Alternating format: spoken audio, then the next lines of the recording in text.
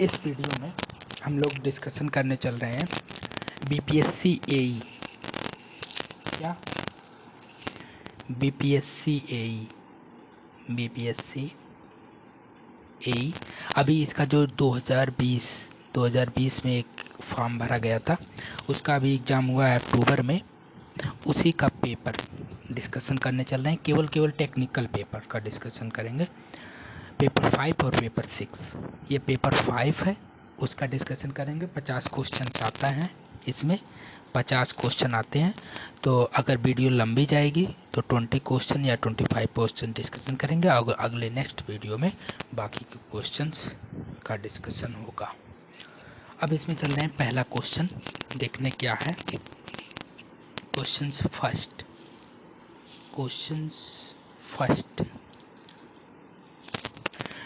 First क्या है? The voltage, question से देख लीजिए आप लोग एक बार।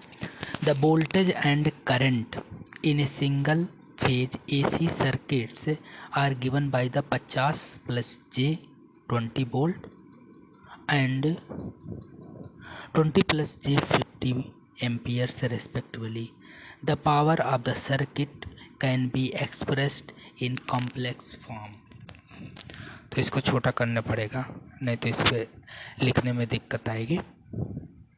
तो ओके, इसमें दिया गया है कि voltage V is equal to 50 plus J 20 volt, और करंट कितना दिया गया है?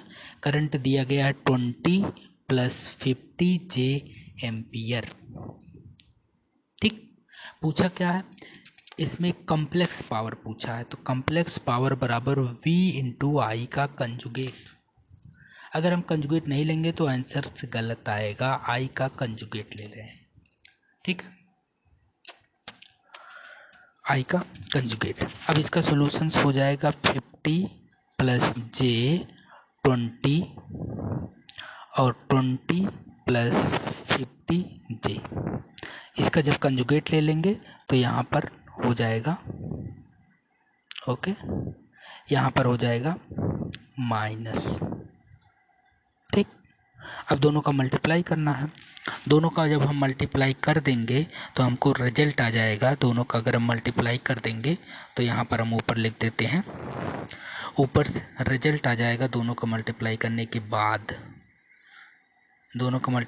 के बाद, रिजल्ट आ जाएगा 2000 माइनस जे 2100 का वाट। सो ऑप्शन नंबर 1 करेक्ट हो जाएगा, ए पार्ट। ओके, सेकंड वाला देखते हैं। इसका ए पार्ट आ जाएगा। क्या करना है? बस वोल्टेज का सेम रहने देना है और करंट का कंजुगेट ले लेना है। जो करंट की वैल्यू दी गई है उसका कंजुगेट ले करके मल्टीप्लाई कर देंगे। जो नेट रिजल्ट आएगा वह हमारा कॉम्प्लेक्स पावर हो जाएगी, कॉम्प्लेक्स पावर हो जाती है। ठीक, सेकंड क्वेश्चन देखते हैं, इसको रफ करते हैं और देखते हैं सेकंड क्वेश्चन क्या कर रहा है। इसको थोड़ा सा हम जूम कर दे रहे हैं। Second question, which of the following circuit has no transient? किस सर्किट के पास कोई ट्रांजिएंट नहीं होता है? इसका आंसर हो जाएगा उस सर्किट के पास कोई ट्रांजिएंट नहीं होता है जिसमें कोई स्टोरिंग एलिमेंट ना हो। जिस सर्किट में कोई स्टोरिंग एलिमेंट नहीं होता है उसमें कोई ट्रांजिएंट नहीं होता है। स्टोरिंग एलिमेंट मतलब क्या? इंडक्टर या तो कैपेसिटर। अगर सर्किट में इंडक्टर और कैपेसिटर है तो ट्रांजिएंट आएगा, और इंडक्टर और कैपेसिटर नहीं है तो कोई ट्रांजिएंट नहीं आएगा। अब इसमें ऑप्शन है क्या कि pure resistive circuit? Yes, pure resistive circuit में कोई स्टोरिंग एलिमेंट नहीं है, ना तो कैपेसिटर है ना इंडक्टर है। कैपेसिटर और इंडक्टर ही मतलब ट्रांजिएंट का जो काज है वह स्टोरिंग एलिमेंट है। और स्टोरिंग एलिमेंट है कौन? कैपेसिटर और इंडक्टर। इंडक्टर क्या करता है? मैग्नेटिक एनर्जी को स्टोर करता है, और इलेक्ट्रोस्टैटिक एनर्जी को स्टोर करता है कैपेसिटर। अगर हमारे सर्किट में दोनों एलिमेंट नहीं है तो उस सर्किट में कोई ट्रांजिएंट नहीं आएगा। अब पहला ऑप्शन है pure resistive circuit, yes correct हो जाएगा। दूसरा ऑप्शन क्या है, circuit consisting of the resistance, inductor and capacitor, इसमें इंडक्टर और कैपेसिटर दो स्टोरिंग एलिमेंट आ गया, ये नहीं होगा। तीसरा ऑप्शन है circuit consisting of the inductance and capacitance, इसमें भी दो स्टोरिंग एलिमेंट नहीं होगा। चौथा ऑप्शन है circuit consisting of resistance, inductance and capacitance, ये सब कुछ नहीं होगा, केवल प्योर रेजिस्टिव सर्किट होगा। रजिस्टर क्या करता है, क्या एनर्जी को स्टोर करता है, नहीं, ये केवल टोटल की टोटल एनर्जी को डिसिपेट करता है in the form of heat.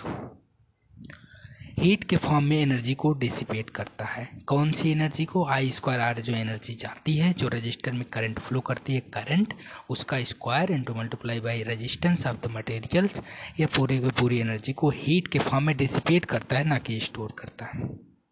ठीक, तो ऑप्शन से एक करेक्ट होगा, इसका भी ऑप्शन से एक करेक्ट होगा। क्वेश्चन से थ्री क्या है कि the current I S in the following circuit. Question यहाँ पर देख लीजिए, एक सर्किट दिया गया है, उसका करंट आई एस निकालना है। ठीक, तो हम केवीएल लगा देते हैं, थर्ड सर्किट में हम केवीएल लगा देते हैं। ओके, ठीक हो गया।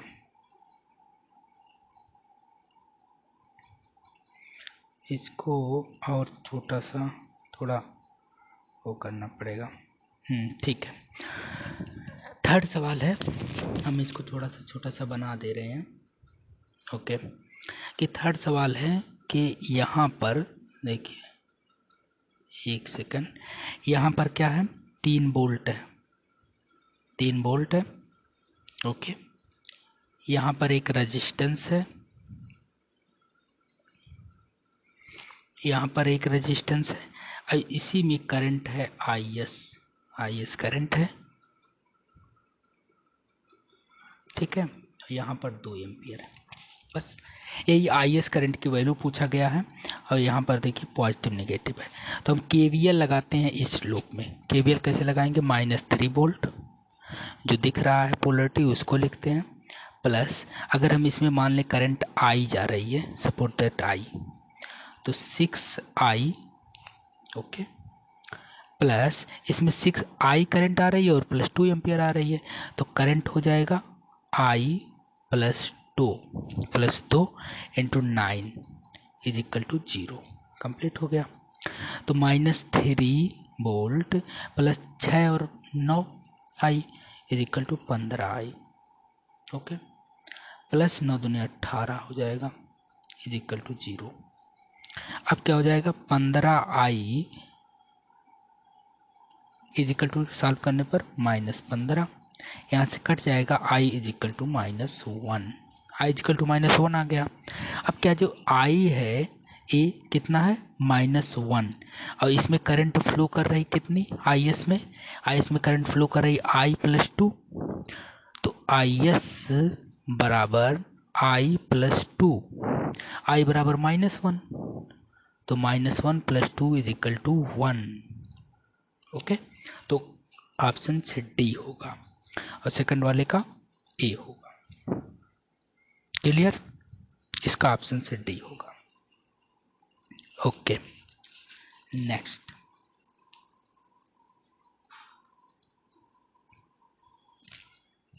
ओके,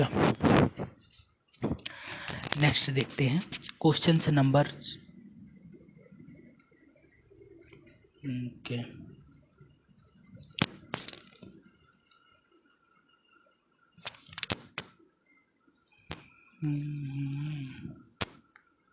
चलिए इसी को रफ करके लगाते हैं।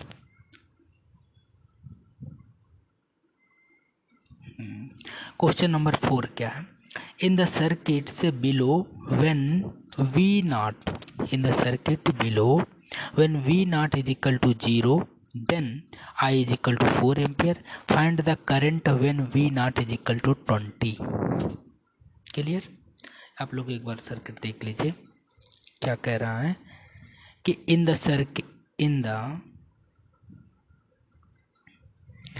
Circuit below when V not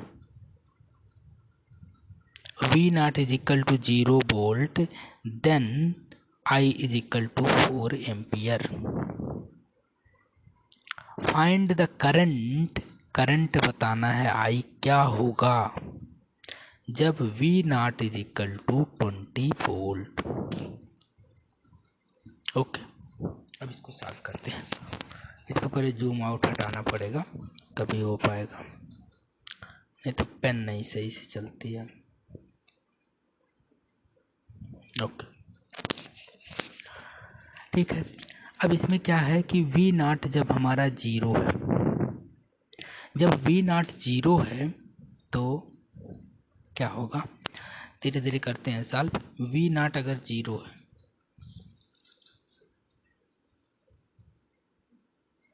V not zero है तो ये हमारा I नॉट हो जाएगा करंट 2 एम्पियर, ए भी 2 एम्पियर, सॉरी 2 ओम है, ये 2 ओम है रेजिस्टेंस है, और ये हमारा 2 ओम है। वी नॉट जीरो है तो ये शॉर्ट सर्किट हो गया। अब कह रहा है कि जो इसमें करंट फ्लो कर रही है वह 4 एम्पियर है। ये 2 ओम रेजिस्टेंस है, ये भी रेजिस्टेंस 2 ओम है, तो इसमें जब करंट 4 ओम हमारी फ्लो करेगी तो इसमें भी करंट कितनी करेगी 4 एम्पियर। इसमें जब करंट इसमें जब करंट हमारी 4 एम्पियर फ्लो करेगी तो इसमें भी करंट 4 एम्पियर फ्लो करेगी। बोथ क्योंकि दोनों का रेजिस्टेंस सेम है तो करंट हमारी दोनों में 4 एम्पियर की फ्लो करेगी। तो इधर से जो करंट जा रही है आई नॉट इज इक्वल टू हो जाएगा 8 एम्पियर। आई नॉट कितना हो जाएगा 8 एम्पियर। एक चीज निकल गया। अब दूसरा चीज देखते हैं। आई नॉट हो गया 8 एम्पियर, उसको अब याद रखना है। अब कह रहा है कि वी नॉट जब 20 हो तब आई क्या होगी। आई कौन सी करंट है, 2 ओम वाली करंट है आई। अब आई नॉट हमको 8 एम्पियर पता चल गया, अब 2 ओम वाली करंट हमको चाहिए। ठीक, ओके, आई नॉट पता चल गया। इसको रफ करते हैं, ठीक है, इसको भी रफ कर देते हैं। आई नॉट जो है वह हमारा हो जाएगा 8 एम्पियर। ओके, और यहाँ पर इसको हम ओपन कर देते हैं। यहाँ पर क्या हो जाएगा वी नॉट,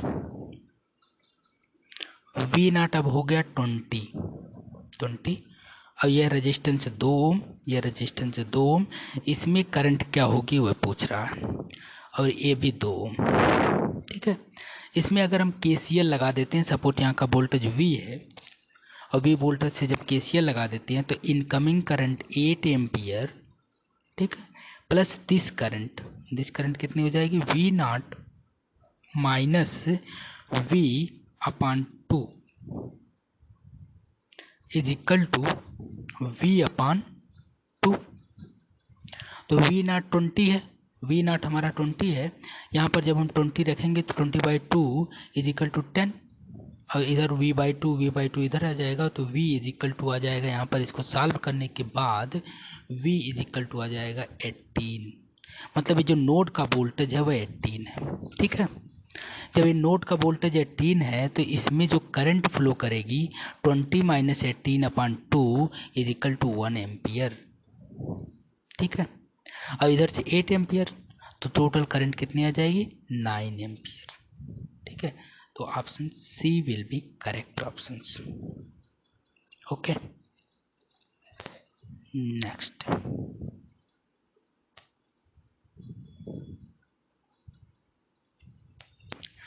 नेक्स्ट क्वेश्चन है क्वेश्चन नंबर 5 कहता है कि a series RC circuit excited by a DC voltage of the 10 volt has the time constant of the 1 second.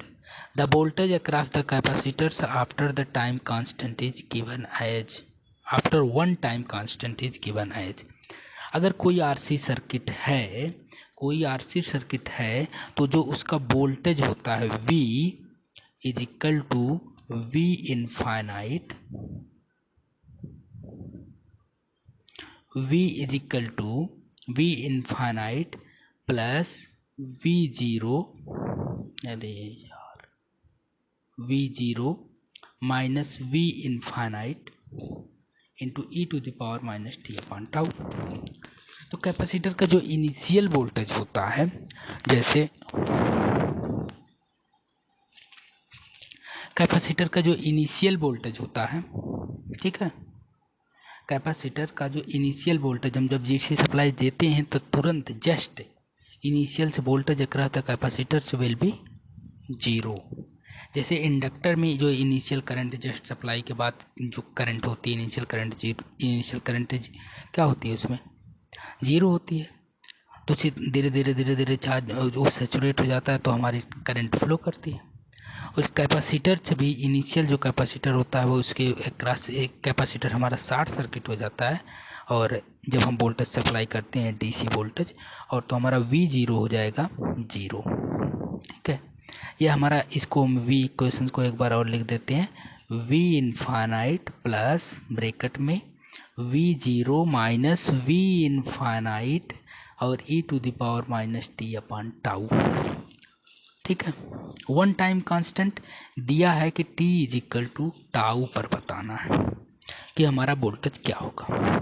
अगर 10 वोल्ट सप्लाई देते हैं किसी भी RC सर्किट में, RC और R सर्किट में अगर हम 10 वोल्ट की सप्लाई दे देते हैं तो स्टार्टिंग में voltage across the capacitor zero हो जाएगा और इनफाइनाइट टाइम पर voltage across the capacitor 10 volt हो जाएगा। तो इनफाइनाइट वाले पर 10 वोल्ट कर देते हैं, स्टार्टिंग वाले पर जीरो कर देते हैं। अब यह इक्वेशन हो जाएगी 10 minus 10 e to the power t is equal to tau है, टाउ टाउ कट जाएगा -1 आ जाएगा, यही आंसर हो जाएगा। 10 अगर हम कॉमन ले लेते हैं तो 1 minus e to the power -1, A option इसका भी हो जाएगा। क्लियर? ओके,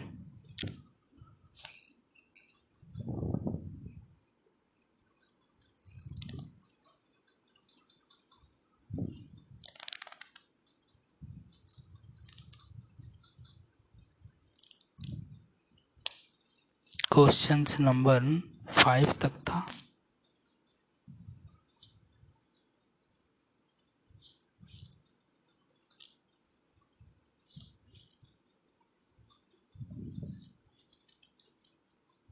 सिक्स कहाँ गया?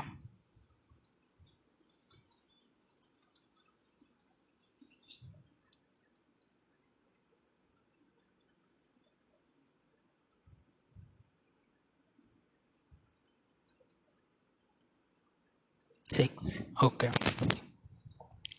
क्वेश्चन नंबर 6 क्वेश्चन नंबर है, let Vt is equal to sine omega T plus five be the voltage applied on an RL series circuit with IT at t is equal to 0 पर 0 है। For t is greater than 0 the resulting IT with the combination contains no DC offset, the value of the phi should be। तो यहाँ पर कोई DC offset नहीं है, DC offset current कुछ भी नहीं है, सब कुछ डिपेंड कर रहा है वोल्टेज पर। तो जो वोल्टेज का जो भी फेज दबाव डिपेंड करेगा वह हमारा इम्पेडेंस पर करेगा, लोड पर। तो जो फाई होगा वह इम्पेडेंस से रिलेट करेगा, क्योंकि करंट का दे दिया है जीरो है सब कुछ। तो फाई जो होगा, जो हमारा फेज डिफरेंस आएगा वह only and due to impedance. तो इम्पेडेंस में फेज डिफरेंस हम कैसे निकालते हैं? इम्पेडेंस में फेज डिफरेंस, जो इम्पेडेंस का फेज डिफरेंस होता है, जैसे हमारा ये है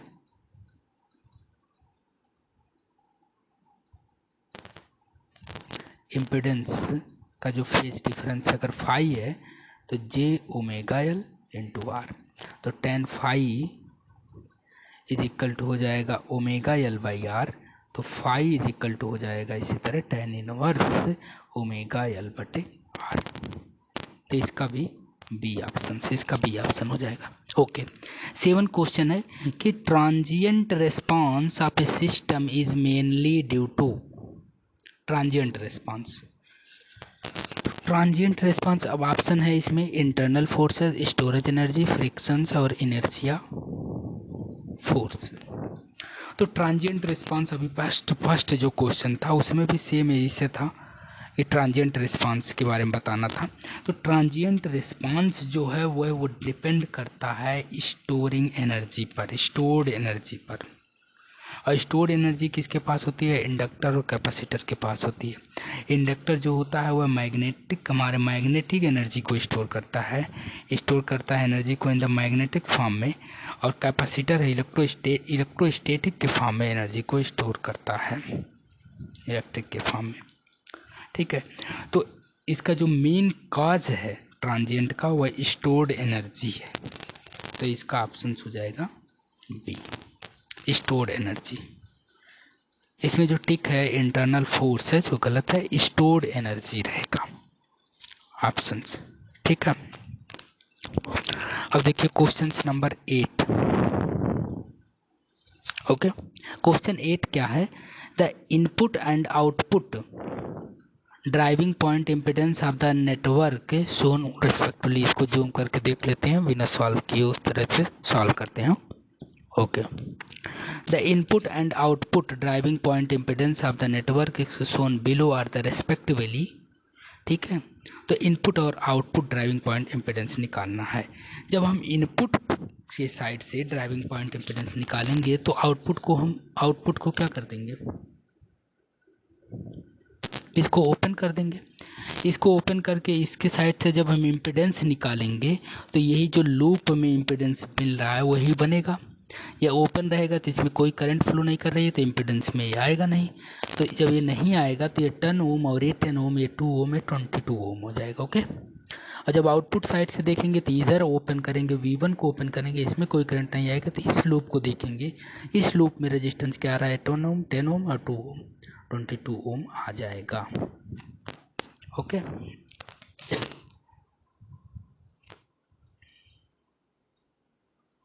क्वेश्चन नंबर 9 देखते हैं। 9 क्या है? In the circuit shown below the internal resistance across the open circuit terminals A B के क्रॉस इंटरनल रेजिस्टेंस बताना है और थ्योनिन वोल्टेज बताना है between the A B terminal के क्रॉस हमको रेजिस्टेंस बताना है और फिर वोल्टेज बताना है। ओके,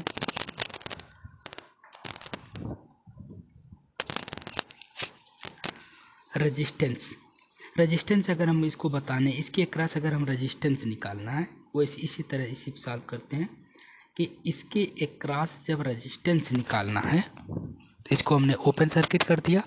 अब इसके अक्रॉस जो रेजिस्टेंस निकालना है तो ये हमारा करंट सोर्स क्या हो जाता है?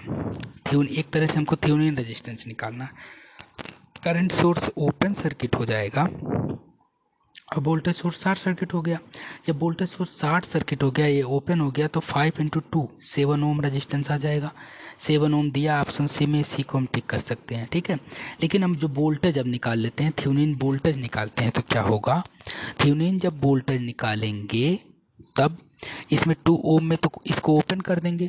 थ्योनिन वोल्टेज का मतलब क्या कि जो ए बी के क्रॉस ओपन रखने पर, नो लोड करने पर जो इसके क्रॉस वोल्टेज होता है उसी को थ्योनिन वोल्टेज बोलते हैं। ठीक है, अब हम थ्योनिन वोल्टेज निकालने के लिए इसको हटा देंगे, इसके बाद ओपन कर देंगे तो 2 ओम रेजिस्टेंस में कोई करंट फ्लो नहीं करेगी और जो ये 2 एम्पियर के जो सोर्स है ये हमारा 5 ओम वाले में फ्लो करेगा। तो 5 ओम में हमारा इस डायरेक्शन से में करंट फ्लो करेगी, इस डायरेक्शन में। ओके, इस डायरेक्शन में अगर करंट 2 एम्पियर फ्लो कर रही है तो 5 में अगर हम इस नोड पे वोल्टेज मान लें V, तो V minus 10 volt upon 5 ohm is equal to 2 ampere. यहाँ से V क्या निकल के आ गया? 10, 5 × 2 × 10 हो गया और प्लस 10 हो जाएगा 20 वोल्ट। और यही जो V 20 वोल्ट है यही ओपन सर्किट का वोल्टेज भी है। ये V वोल्ट यहाँ भी आएगा क्योंकि यहाँ पर करंट फ्लो नहीं कर रही है, तो VTH जो थ्योनिन वोल्टेज होगा वह 20 वोल्ट हो जाएगा। ओके,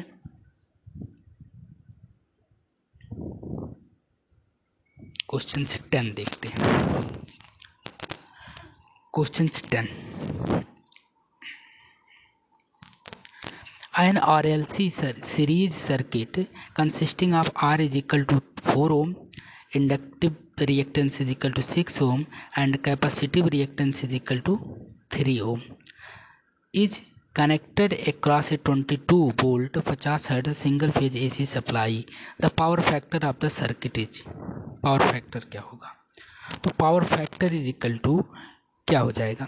अब अगर सीरीज सर्किट है तो अगर हम इम्पिडेंस, अगर ट्रायंगल इम्पिडेंस ट्रायंगल बनाएं तो क्या होगा, अगर हम इम्पिडेंस ट्रायंगल बनाते हैं तो रेजिस्टेंस हो जाएगा 4, R इज इक्वल टू 4। अब इसका नेट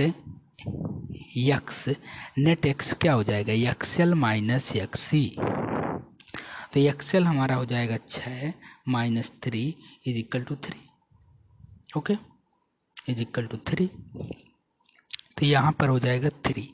और नेट जेड पाइथागोरस से आ जाएगा 5। तो power factor is equal to R बटे जेड, आर बराबर 4 अपन जेड हमारा 5 इज इक्वल टू 0.8 आ जाएगा, ठीक है, 0.8 हो जाएगा। लैगिंग होगा कि लीडिंग होगा, जो एक्स आ जा रहा है एक्सएल माइनस एक्सी हो रहा है, यहाँ पर एक्सएल जो है डोमिनेट कर रहा है, इस वजह से पावर फैक्टर हमारा हो जाएगा लैगिंग। तो option A will be correct option. Time इसमें ज़्यादा लग रहा है। अब नेक्स्ट 10 क्वेश्चन हम 10 या 15 क्वेश्चन अगले वीडियो में करेंगे।